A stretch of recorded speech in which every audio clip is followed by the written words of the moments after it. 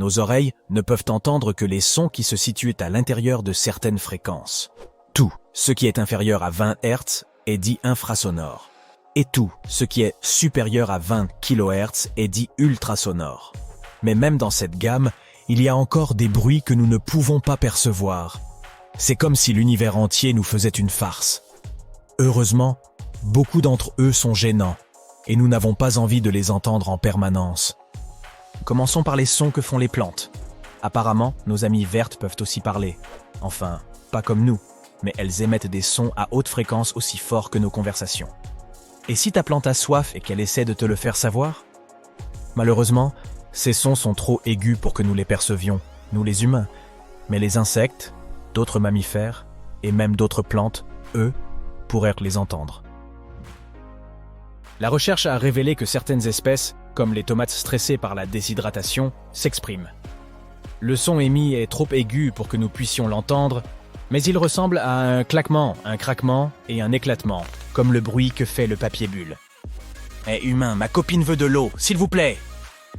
Selon Lilach Adani, biologiste de l'évolution, même dans un champ silencieux, il y a en fait des sons que nous n'entendons pas, et ils sont porteurs d'informations.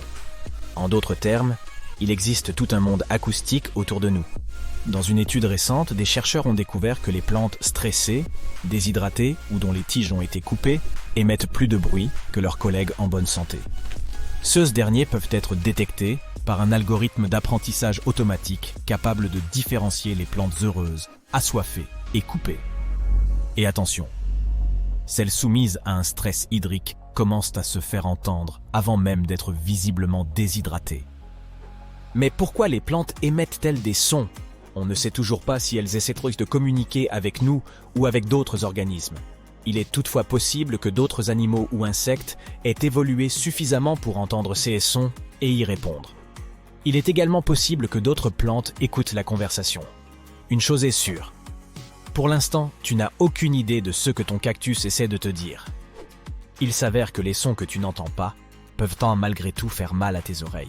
Les éoliennes, les stades bruyants et les moteurs à réaction produisent tous des ondes sonores trop basses pour être perçues par l'oreille humaine.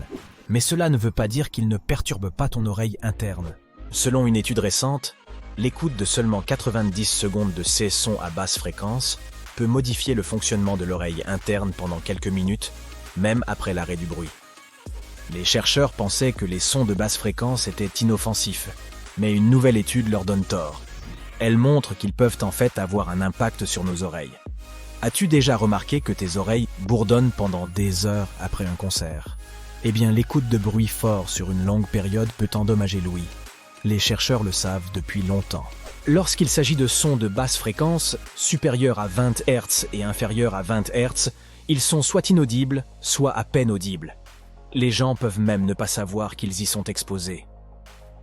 Pour réaliser l'étude, on a demandé à 21 volontaires ayant une audition normale d'écouter un son de 30 Hz pendant 90 secondes dans une cabine insonorisée. Ce bruit faible et vibrant est similaire à celui que tu entendrais si tu ouvrais les fenêtres de ta voiture tout en roulant à vive allure sur une autoroute. Une fois le bruit terminé, les chercheurs ont enregistré l'activité naturelle de l'oreille à l'aide de sondes. Ils ont montré que les oreilles des participants étaient temporairement plus susceptibles d'être endommagées après avoir été exposées à des sons de basse fréquence. Le process US n'étant pas douloureux, il se peut que tu ne rendes même pas compte que tu t'es fait mal. Tu t'es déjà demandé à quel point le soleil était bruyant? Imagine que toutes les sirènes de police de la Terre soient allumées, puis multiplie le bruit par 10 000. C'est l'intensité du son du soleil. Bien que nous soyons à 150 millions de kilomètres du soleil, nous entendrions un grondement sourd d'environ 100 décibels, soit le même volume qu'à un concert de rock. Imagine que tu doives crier aussi fort juste pour pouvoir discuter avec ton voisin.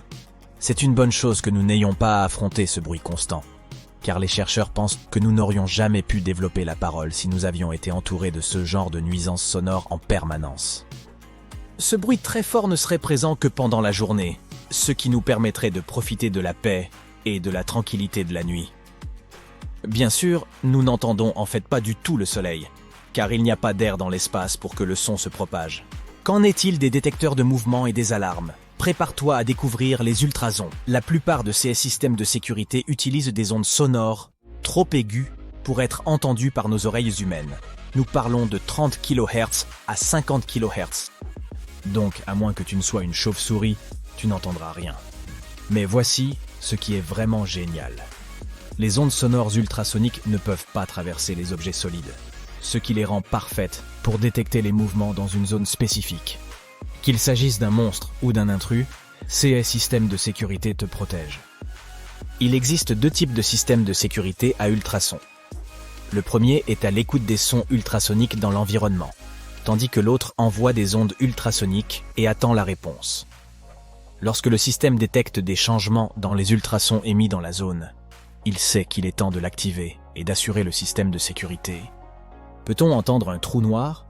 La NASA a tenté de les décrire comme un mélange de glauque et de beauté éthérée. Elle a publié un clip audio intitulé Black Hole Remix, remix du trou noir, provenant d'un amas de galaxies appelé Persée, situé à 240 millions d'années-lumière de la Terre. Il y a du son dans l'espace tant qu'il y a un milieu dans lequel les ondes sonores peuvent se propager, comme le gaz. Alors comment se fait-il qu'il l'ait enregistré? Il ne s'agit pas d'un véritable enregistrement sonore d'un trou noir, mais d'une version remixée d'ondes sonores détectées en 2003. À l'époque, des chercheurs de l'observatoire Chandra X-ray de la NASA ont découvert que les ondes de pression émises par le trou noir provoquaient des ondulations dans le gaz chaud de l'amas qui pouvaient être traduites en des notes. La fréquence de la note étant trop basse pour être entendue, les astronomes de Chandra ont dû la remixer et l'augmenter de 57 et 58 octaves. Il en a résulté un gémissement sinistre et guttural, qui est le son que tu peux entendre aujourd'hui. Bien que ce son ne corresponde pas à ce que les humains pourraient entendre en présence d'un trou noir, il nous donne tout de même une idée assez précise de ce que cela pourrait être. Les volcans sont extrêmement bruyants lorsqu'ils entrent en éruption, mais ils ont aussi un petit secret. Il s'agit d'un infrason, ce qui signifie qu'il est trop grave pour que nous puissions l'entendre. C'est l'équivalent d'un sifflet pour chien, mais pour les volcans. Mais ce n'est pas parce que nous ne pouvons pas l'entendre qu'il n'est pas dangereux. Les infrasons peuvent parcourir des kilomètres et peuvent avoir un impact même s'ils ne sont pas audibles. Les scientifiques ont même installé des stations pour détecter les infrasons provenant de volcans lointains. Ils utilisent ces informations pour déterminer le type d'éruption en cours et ce qui se passe à l'intérieur du volcan. Le plus fou, c'est que les volcans émettent des sons infrasoniques en permanence, et pas seulement lorsqu'ils entrent en éruption. C'est comme s'ils fredonnaient un petit air en permanence. Les scientifiques utilisent ces bourdonnements pour surveiller les niveaux de lave du volcan. Qui aurait cru que les volcans étaient des créatures aussi musicales? L'écholocation des chauves-souris. On nous dit souvent que les chauves-souris ne voient pas, mais c'est un mythe. En fait, elles peuvent voir, mais elles ne se fient pas toujours à leurs yeux pour naviguer dans le monde. Elles utilisent plutôt le son, et plus précisément les ondes sonores ultrasoniques. Les chauves-souris émettent ces ondes sonores par leur bouche ou leurs narines. Les ondes rebondissent sur tout ce qui se trouve sur leur chemin et leur reviennent sous forme d'écho. Cela leur permet de voir les obstacles et même de trouver de délicieux encas. Ces sons peuvent être très forts. Nous parlons ici de décibels supérieurs à ceux d'un détecteur de fumée. La prochaine fois que tu entendras une chauve-souris faire du bruit, rappelle-toi que ces créatures ne cherchent pas à t'embêter. Elles sont juste en train d'utiliser leur super pouvoir pour se déplacer.